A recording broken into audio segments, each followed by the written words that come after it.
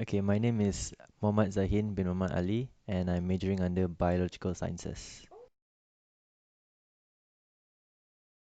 Yes, because like I was from Ngee Poly and I was doing my diploma in molecular biotechnology. So right after I graduated, that was my next choice was to go under NTU's biological sciences.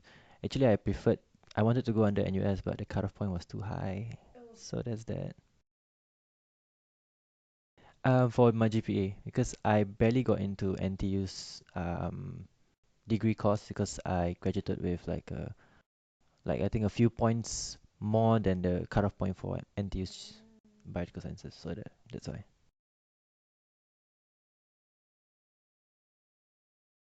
Okay, when I was young, like story time from when I was young, I wanted to be an archaeologist. Then I realized that I couldn't be an archaeologist in Singapore because Singapore. I mean, what can I excavate anyway? So and then I chose to be a doctor, but then I thought about it. I'm like, I'm not smart enough. So why? And then I wanted to do medical examiner because I really felt compelled to study the human body, but at the same time to go for that it will require a bit. It's a bit of a tough um what do you call it specialization to do compared to something like biology in general because I can go in many different fields from graduating. So that's why like when I was young I wanted to do lab work and from then on I got the chance to do it after I went into diploma. Yeah. And that is when I interned over at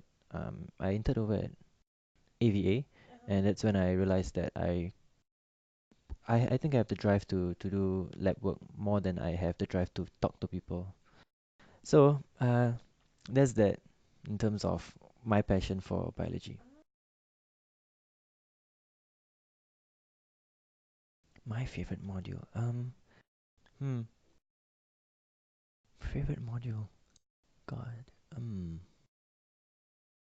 Actually, now that I think about it, I would say my favorite module would be physiology because I took it in um when I was in poly and also when I'm doing my degree now and it's interesting because you can actually link up the things that you've learned from physiology all the way up to your current activities and what you do. So when I read, um, sometimes when I read doctors' prescriptions or testimonials regarding my parents or my grandparents, it's easier for me to understand the words that come that were written. But in general, like even if I don't understand it, if I Google it, I can get the layman's terms to understand what is being written, so I get a better idea. So yeah, that's I guess it's my favorite right now. But in terms of like electives, I'm taking philosophy and it's quite interesting. I'm taking philosophy of friendship to be a better friend.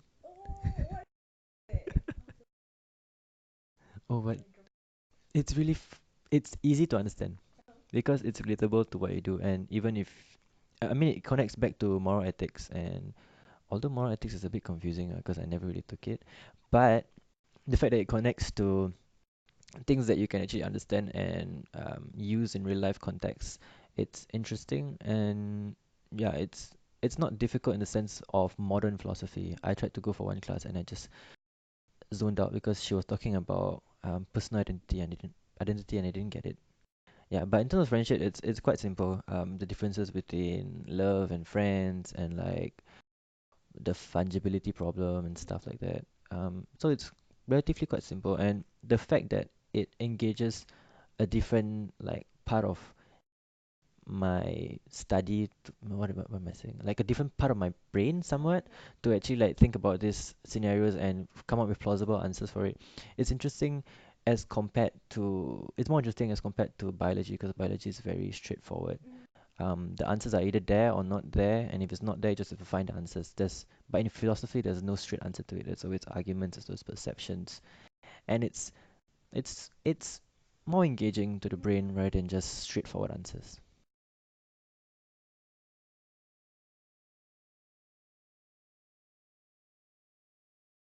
Concepts. Um, concepts. Oh God. Mm, Wait, let me think about it first.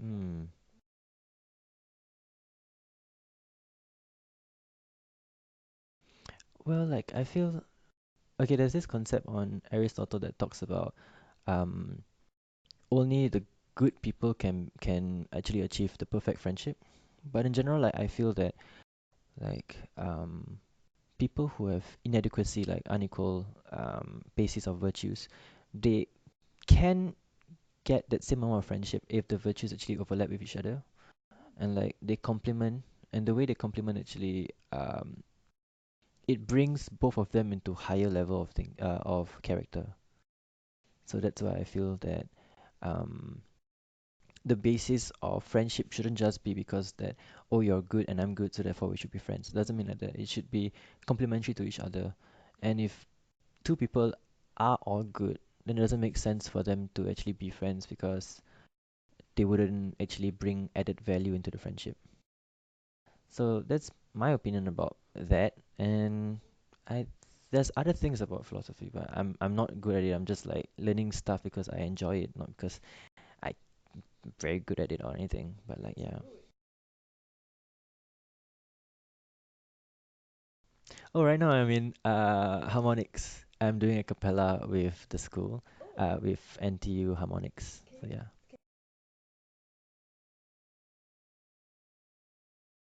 A cappella is to me is one of the toughest form of singing because I've done singing when I was younger, from when I was in secondary school, primary school, Siti Nurhaliza. We all started somewhere. Ziana Zain, oh my gosh. But like those were the divas of the era and still a diva, I'm not saying anything about it. I can't match up to them. So I kind of like learn my own style of singing and like I enjoy the art of it because it's one of the things that actually got me through poly itself because I was in song composing club and we ventured under different genres and experimented with music, original music from different genres. So like that's where I first started performing and stuff. But like solo singing and a cappella singing is two different things.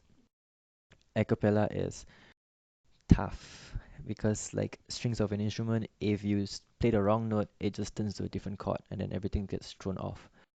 And that's my problem. Actually being rooted to a note and actually being able to sway with the note without going a bit too sharp or too flat.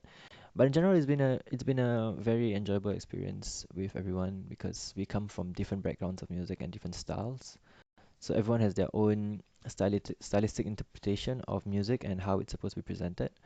And the way this mix happens, it's enriching to myself because I get to enjoy different music forms and different people from different walks of life, and it's something that um, has been fun, and I do enjoy it, and I do wish to see more of it.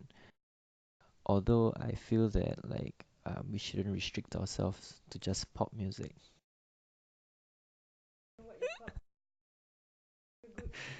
Yeah. Sure.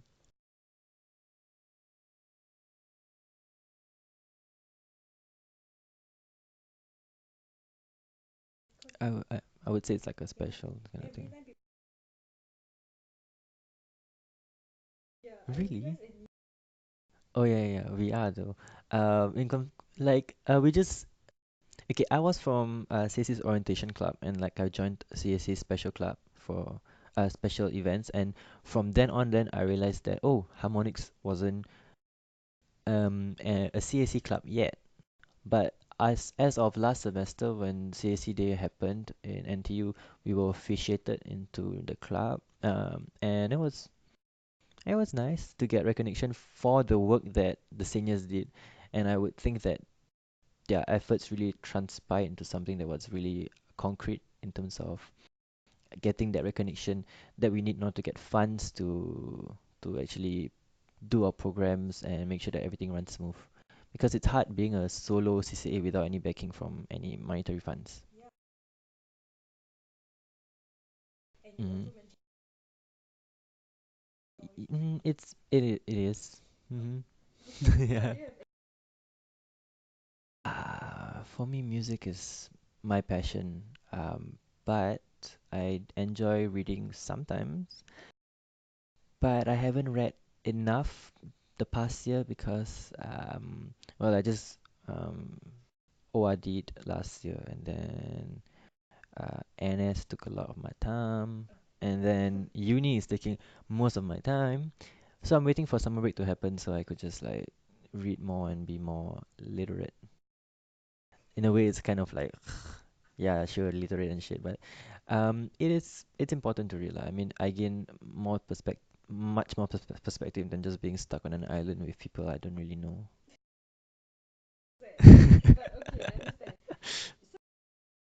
Mhm. I don't watch drama because I'm too lazy to catch up with the whole thing. I mean, the only like so-called comedy, is it called chick flicks? I don't know what they're called. I used to watch Two Broke Girls because I'm broke too. What else? Friends. Obviously, who hasn't watched Friends? Oh wow. Um, How I Met Your Mother. That too.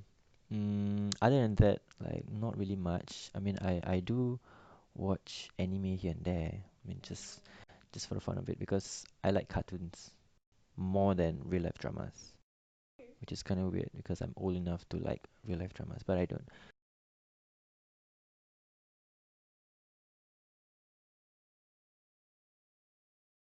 Yeah, I was.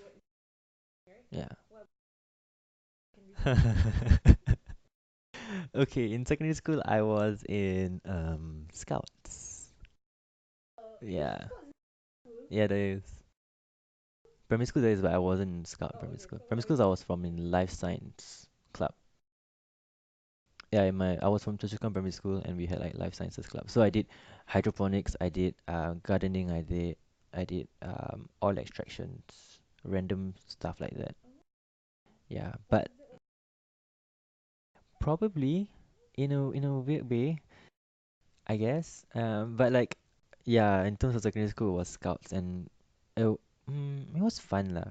Although people would say that it's like, oh, scouts, oh, uniform groups and stuff like that. But I think I learned a lot about myself from that. Yeah, because I was given opportunity to be able to hold a leadership position in that club itself, and that exposure itself brought me to different people of like from different schools, and then we actually were able to um converse and share experiences between each other, and that's the important thing.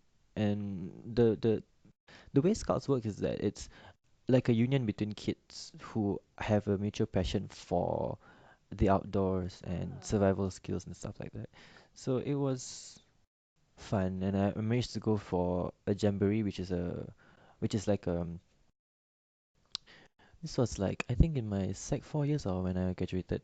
It's like a jamboree is like gathering of different scouts from the whole from the whole world. So like every continent or every like so-called not continent, I mean every country who has scouts in their country, yes. They actually send over scouts, like a few handful of them to Singapore. And at that point in time I was in Singapore, just like in 2010. I can't remember. And then like we just share experiences, we build stuff, we talk, we have conferences, and then we just talk about all of experiences we share. And like I managed to talk. There was a bit of language barriers between us. Like I tried talking to Cambodians, but it was kind of tough.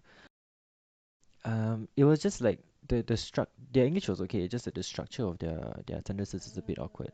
I guess it's because of the native language itself. And Thais, and I talked to there were a lot of Malaysians. But in terms of oh yeah, I remember the reason why there was no white people is because it's an Asian thing, like ASEAN. So there was a lot of Japanese. China doesn't have any scouts. Okay, Koreans, I think. I'm not sure. I can't remember.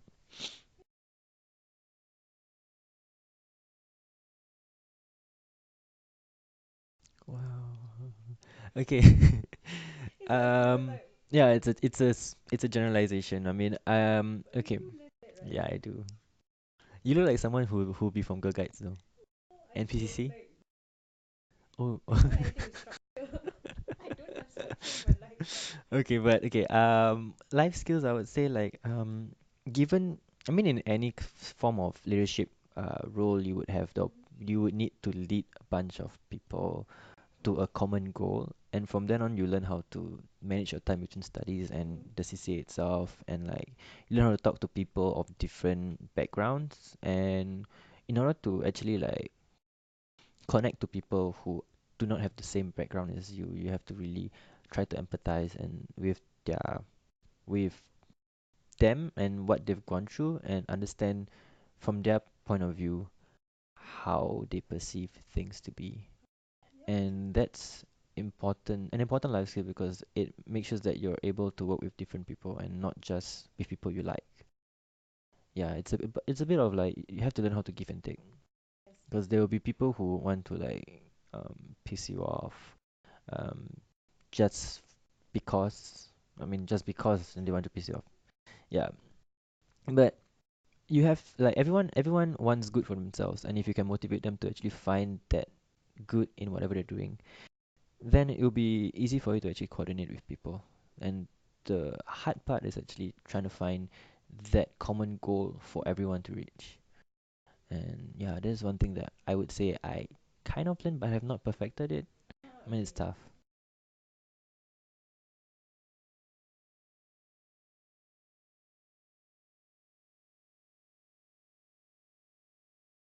To me, I managed to go into specialist cadet school. Then I became a sergeant and I graduated. Then I was thrown to Pulau Tekong as a sergeant over there, and I had to deal with recruits. And I I would say it helped in a way because I don't really enjoy scolding as much as unless I really have to.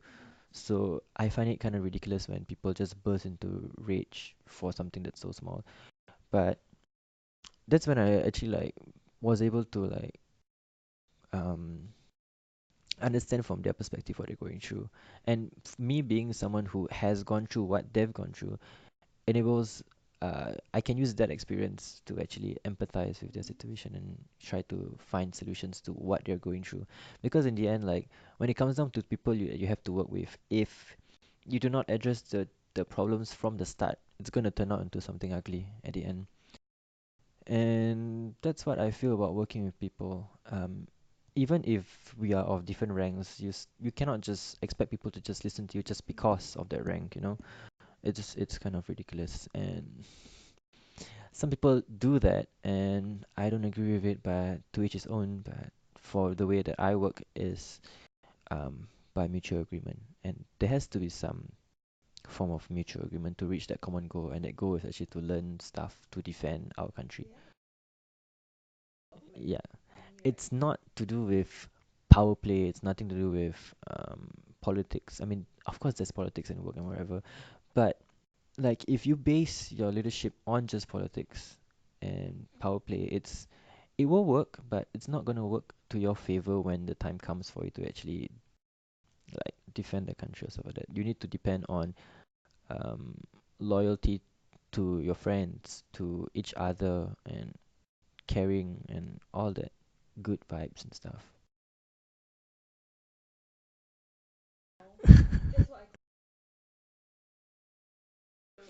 Okay. Especially cadet school.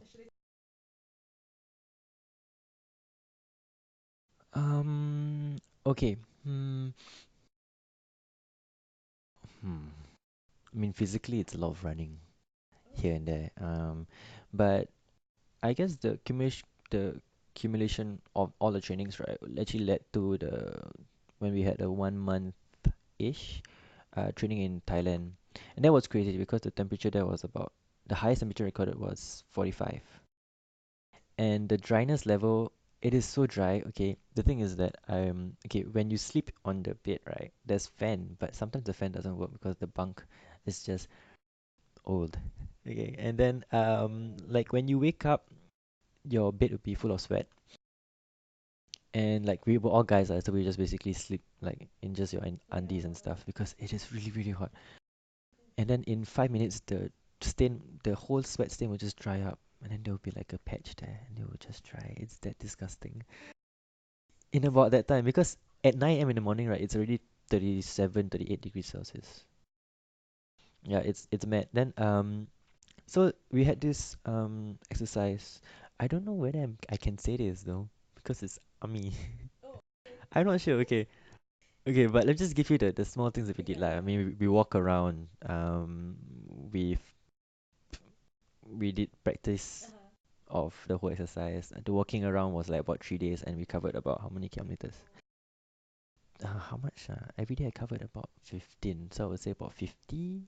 Is that 15? 45 to 50. I mean, if you're lucky, you cover 45. If you're unlucky, you cover 60. Because you go back and forth. Yeah, it was fun because um, I slept under the stars. At night, it was like because it was free and easy, so we were just by ourselves, navigating the whole area. And if you got lost, then we had to use they would call this like long range walkies, but they're not really walkies. They're like this whole big signal set that we had to carry around. So yeah, it was fun. But that's a general idea of it, because I don't know how much I can disclose. I'm not sure. That's the thing.